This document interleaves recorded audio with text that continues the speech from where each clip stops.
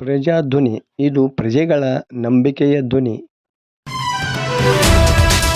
ರೈಲಿನಲ್ಲಿ ಚಾಕು ಇರಿತ ಓರ್ವ ಸಾವು. ಟಿಕೆಟ್ ಚೆಕಿಂಗ್ ಮಾಡುವ ವೇಳೆ ಮುಸುಕುದಾರಿಯೋರ್ವ, 5 ಮೇಲೆ ಚಾಕು ಇರಿದ ಪರಿಣಾಮ ಓರ್ವ ವ್ಯಕ್ತಿ ಮೃತಪಟ್ಟ ಘಟನೆ ನಡೆದಿದೆ. ಧಾರವಾಡದಿಂದ ಹೊರಟಿದ್ದ ಪಾಂಡಿಚೇರಿ, ಮುಂಬೈ ರೈಲಿನ ಚಾಲುಕ್ಯ ಎಕ್ಸ್‌ಪ್ರೆಸ್‌ನಲ್ಲಿ ಪ್ರಯಾಣ ಮಾಡುತ್ತಿದ್ದ 5 ಮೇಲೆ ಮುಸುಕುದಾರಿಗೆ ಟಿಸಿ ಟಿಕೆಟ್ ಕೇಳಿದಾಗ ಸಿಕ್ಕವರಿಗೆ ಚಾಕುವಿಂದ ಇರಿದಿದ್ದಾನೆ. ಇದರಲ್ಲಿ ದೇವವೃಷಿ ವರ್ಮಾ ಎಂಬ 23 ವರ್ಷದ ವ್ಯಕ್ತಿ ಮೃತಪಟ್ಟಿದ್ದಾನೆ. ಟಿಕೆಟ್ ತೋರಿಸು ಎಂದಿದ್ದಕ್ಕೆ ಟಿಸಿ ಸೇರಿ 5 ಮೇಲೆ ಮಾರಣಾಂತಿಕ ಹಲ್ಲೆ ಮಾಡಿದ್ದಾನೆ. ಬೆಳಗಾವಿ ಜಿಲ್ಲೆಯ ಖಾನಾಪುರ ತಾಲೂಕಿನ ಲೋಂಡಾದಲ್ಲಿ ಘಟನೆ ನಡೆದಿದೆ. ಟಿಸಿ ಸೇರಿ 4 ಬೆಳಗಾವಿ ಜಿಲ್ಲಾಸ್ಪತ್ರೆಗೆ ದಾಖಲಿಸಲಾಗಿದೆ.